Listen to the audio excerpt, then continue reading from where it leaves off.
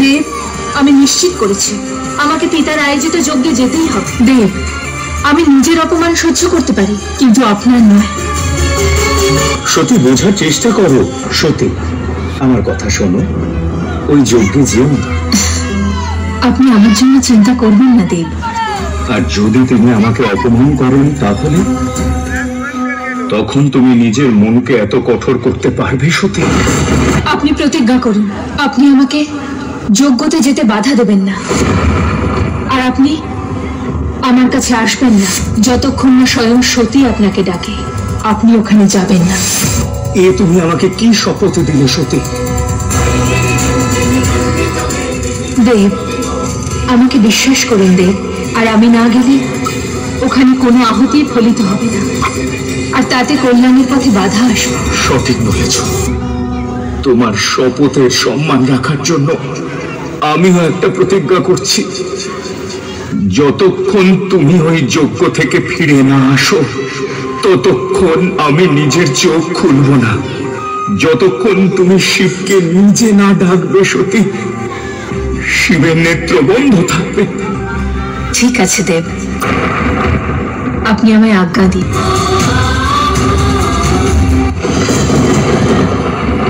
যজ্ঞের যজমান নারায়ণ, আমার পিতা ব্রহ্মদেব, আর এখানে উপস্থিত সমস্ত দেবতাকে সাক্ষী মেনে আমি প্রজাপতি দক্ষ এই মহাযজ্ঞতে প্রথম আহুতি দিচ্ছি।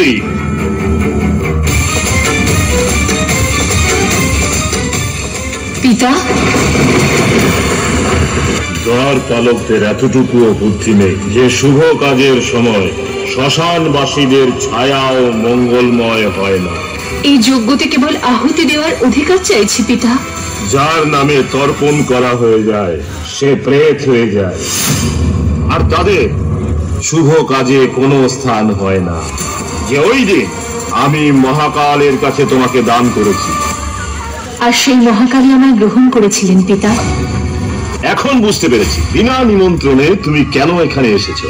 যেরকম ভাবে যজ্ঞ শেষ হয়ে যাওয়ার পর ভিক্ষুক হাত বাড়িয়ে ভিক্ষা চাইতে আসে, ঠিক সেইভাবে তুমি এসেছো এই আশায় যে প্রজাপতি দক্ষ দান স্বরূপ ওই কাপালিক শিবকে মান সম্মান দেবে না।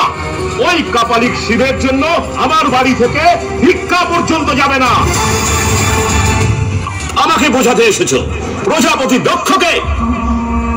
যদি বোঝাতেই হয় তাহলে ওই কাপালিক শিবকে গিয়ে বোঝাও যে ওর বেশভূষা, ওর আচরণ এই সভ্য সমাজে থাকার উপযুক্ত নয়, আর নিজের জন্য মান সম্মান চাইতে যাওয়া ভিখারিও। বেশ, বেশ, বেশ।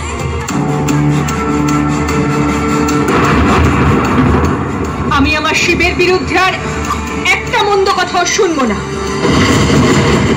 এখনো পর্যন্ত আমি আপনার কন্যা হয়ে আপনার সাথে কথা বলছিলাম, কিন্তু এখন আমি শিবের অর্ধাঙ্গিনী হয়ে আপনার সঙ্গে কথা বলবো। প্রজাপতি দক্ষ, আমি অনেক প্রয়াস করেছি যাতে আপনি সত্যটা বুঝতে পারেন, কিন্তু আপনি তো সমস্ত মর্যাদা নষ্ট করে দিয়েছেন। এবার এখানে যজ্ঞ নয়, ধ্বংস শুরু হবে। আমি দক্ষপুত্রী শিবের অর্ধাঙ্গিনী সতী সমস্ত দিক এবং দেবতাদের সাক্ষী রেখে এই যজ্ঞের অগ্নিতে নিজের প্রাণ আহুতি দিয়ে দেব। আত্মা শক্তি আমি, আমি মহামায়া, সতী রূপে আমি শুধু ধরেছি নুকায়া। চিনু নাই পিতামহ তোমার কন্যায়, সহিব না যেন আমি চরম অন্যায়। রাখো এই শরীরে চরম। আত্মা শক্তি আমি, আমি মহামায়া, সতী রূপে আমি শুধু ধরেছি নুকায়া। বলে দাও প্রজাপতি দক্ষে আমি, আমি শিব পক্ষে। ত্যাজিলাম আমি তাই প্রাণ, এই আমার শিবের নাম।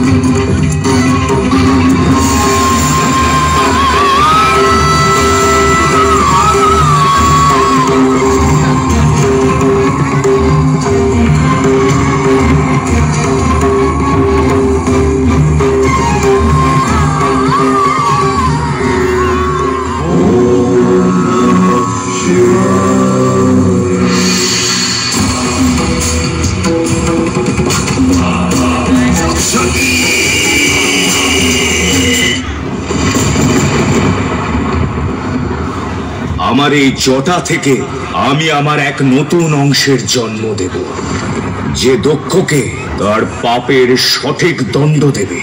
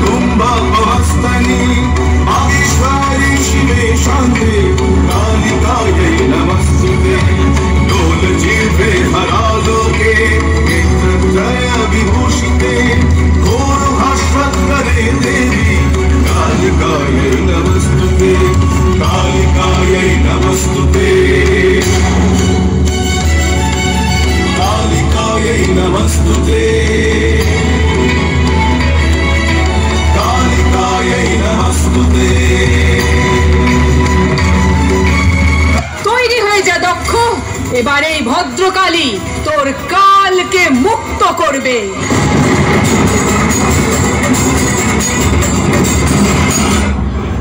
বাঁচান!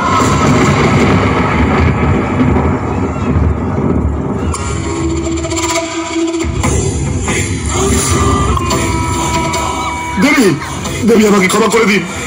সেই সময় এসে গেছে দক্ষ, এবার তোমার বিনাশ অনিবার্য। ভদ্রকালীর এই খড়া তোমার অভদ্রতাকে বিনাশ করবে। যেই উদ্দেশ্যে মহাদেব তোমায় সৃষ্টি করেছিল তাকে পূর্ণ করো বীরভদ্র। এই খড়াকে ধারণ করো আর এই পাপী দক্ষের বিনাশ করো।